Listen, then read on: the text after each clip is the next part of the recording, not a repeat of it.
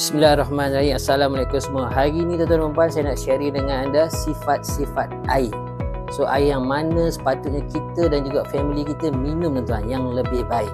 Tuan-tuan dan puan, untuk pengetahuan anda, air yang bertudung putih ni tuan-tuan biasanya adalah teknologi RO, iaitu reverse osmosis. Okey.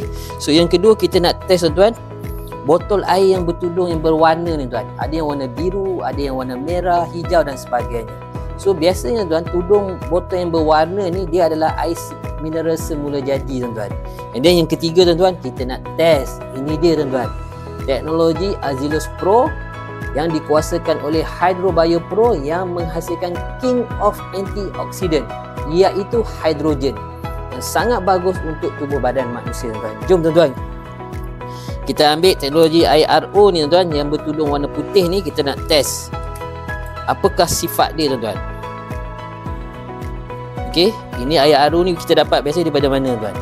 Biasanya kita pergi training, kita dengar kuliah ataupun kita isi petrol, kita dapat percuma saja. Betul tak? Dan juga teknologi RO ni tuan-tuan sebenarnya banyak ada dekat rumah tuan-tuan tu. Okey, itu yang pertama. Yang kedua, kita nak test air mineral semula jadi tuan-tuan, tudung yang berwarna biru ni. Jom kita tengok tuan-tuan. Ini air mineral semula jadi. Dan test yang ketiga tuan-tuan, yang kita nak test adalah daripada teknologi Azealous Pro. Ini dia tuan-tuan, teknologi inovasi pintar. So nanti tuan-tuan akan tengok apakah sifat-sifat ketiga-tiga jenis air ni tuan-tuan. Okey. So kita akan test menggunakan pH tester. Kalau tuan-tuan tengok sini, ini memang yang original tuan-tuan. Memang yang original, made in USA. Okey. So kalau tuan-tuan tengok sini, dia ada carta dia. Dekat teknologi inovasi pintar ni kita ada letak carta dia tuan-tuan. Bermula dengan warna merah, oranye, kuning, hijau, biru dan juga biru, dan last sekali warna purple tuan-tuan. Ini menunjukkan carta pH. Okey, jom kita tengok tuan-tuan. RO tuan-tuan, teknologi RO ni apa sifat air dia tuan-tuan? Okey, apa sifat air dia? Jom kita tengok tuan-tuan. Nampak tak tuan-tuan? Dia berwarna kuning tuan-tuan. So kalau berwarna kuning tuan-tuan, kalau kita refer pada carta pH ni, dia menunjukkan dia dalam kategori berasid tuan-tuan. Dalam kategori berasid.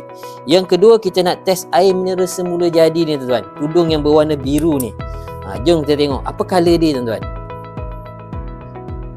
Nampak tak tuan? Dia mula kuning, lepas tu dia pergi hijau, and then dia pergi biru sikit. Kalau tuan nampak.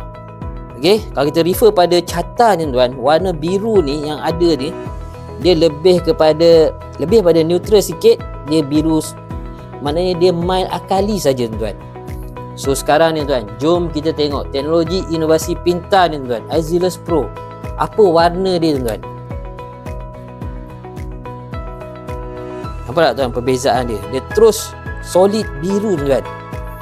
So dia memang solid akali. Kalau tuan refer pada carta ni tuan, dia memang solid akali tuan-tuan. Okey, dia solid akali. So sekarang ni dah terbukti tuan-tuan, air yang mana sepatutnya diri kita dan juga family kita guna tuan-tuan yang lebih baik. Okey, jumpa lagi di video-video seterusnya.